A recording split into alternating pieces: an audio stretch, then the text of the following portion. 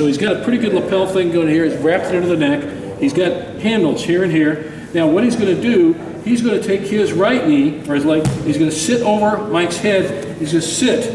And as he sits and leans into this direction, that chokes him. That's what we're doing here.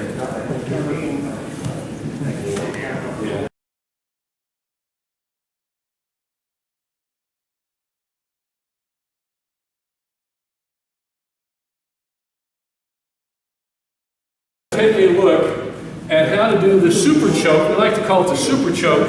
That's our name for it. It's really Jigoku Jime, which is hell strangle.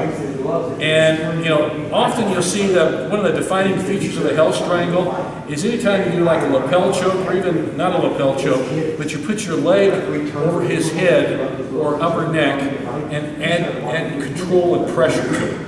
So that's often a lot of people, me included, think that's kind of a hell strangle. I don't think there's any official designation of that, but that's a good way to describe it. I've always used for many, many years.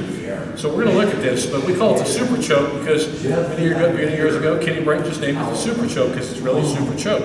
Let's take a look at it. Now, here's the situation. If Mike is flat, a lot of people will go flat. That tells you a lot about what his skills are in the newaza. Now, he might be doing that just momentarily to wait for there to maybe get a base or something. He might be. But he might also not know very much about ground fighting, okay? So he'll go flat, thinks that's safe, and cover up. A lot of times a guy will do that, wait for the referee to call a break in the action.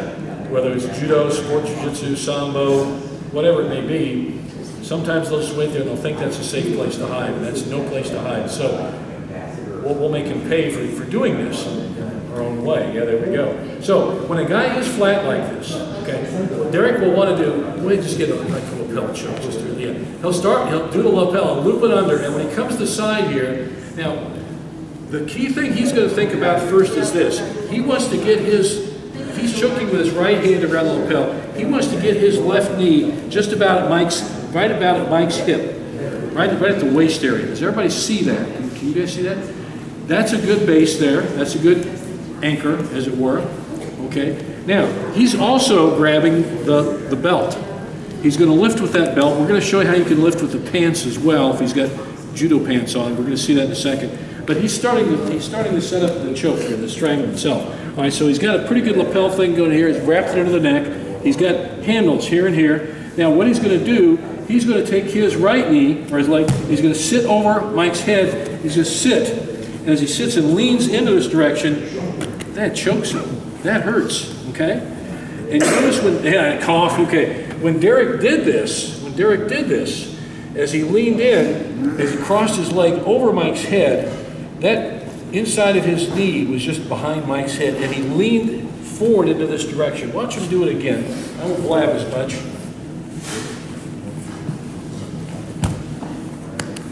Now, did you see something important what Derek did that you have to do as well when you do the strangle? That left hand pulled up a bit, and that helped elevate him and get him going in the direction he wanted to. So, and it works. It really does work. And you can also jam your knee further in. Exactly right. It gets you, by jamming your knee in deeper under him, it just, blocks him. He can't go anywhere, okay? So you're adding more pressure to the strangle itself. So watch him when he does it again. And he starts basically loops under and around the throat. There, see how he grabs? There it is. So that's a really, really tight strangle. That's just a super choke from that flat direction. Okay. Now, a variation you can do one or two ways. We're going to grab the pants instead of grabbing the belt when he comes and he does all this. He can grab either side. It's your preference.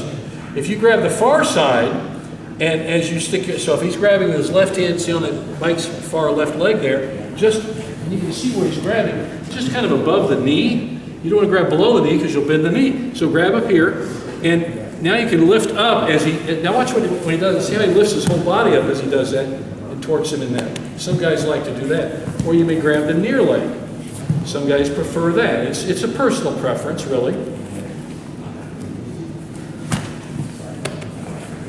But either one of those is fine, but I think the go-to move is the way we teach it basically, the belt. The belt's your best handle to lift with. So that's what you're looking for with this stuff's going on here. You want to lift him up with something. By lifting him up at the waist, it works a little better, and I'm showing you these other two variations just in case those don't work well enough for you. If you try that, it doesn't work, then you can grab the pants and come back and do it. So say you try to do the lift. So, okay, so he comes up and he tries it, and for some reason Mike just doesn't lift up. Try to lift him up first. Okay. Mike, maybe he's a stud. Okay, good. Now grab the leg, and I'll do it with his leg. Okay, so it'd be a good backup move if you want to do it. All right? Did you see how we did that? Now the looping under the hand, the neck, is just make sure you get under the neck and you loop. This is a rope. Let's think of this lapel as a rope. You know, when Kano designed the judo gi, he did that on purpose because he liked lapel strangles. So it's a nice wide rope to use, and just loop it. And notice he doesn't have any space in between his face and the mat. Most guys won't. They'll press their head down on the mat because they're trying to avoid letting you go through the choke. So if you're being nice about this, and you loop down, you're like, oh, his chin isn't down, I can't do a choke.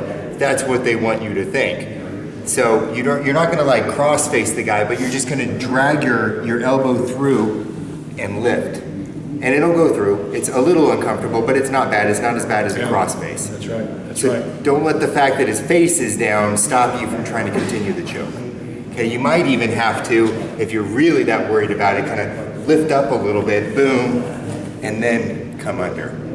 Okay, and then it's set, catch, step over, and there you go. Can you guys come from this side here and show us back view here? Watch what we want to key in. Everybody look at this. Watch it on Derek's left knee. Now this is important. The left knee is one you don't want to neglect, guys. When he comes around, and look how that left knee jams right in there. Now when he does lift Mike up, he's going to jam that in tighter. See, and that makes more body contact and makes it a whole lot tighter. Make sense? It's a great move. And you notice there's a variation when they're on elbows and knees. Can you do it on elbows and knees? If you do it on elbows and knees, man, it's even better because you've got a lot of room to do it. And I should have had Mike do it on you because he likes his strangle lock, you know. But it's a great move. We call it the super choke. It's really just a variation of Jigoku Jime, the hell strangle. So let's work on them when they're flat. And I say get good at one side, but get good at the other as well, because you should be pretty ambidextrous in your ground fighting skills. You know, because you never know what part of the mat you're on, what the situation is. You should probably get good at it. Get good at one side and we'll come to the other. We good? Let's go give it a try.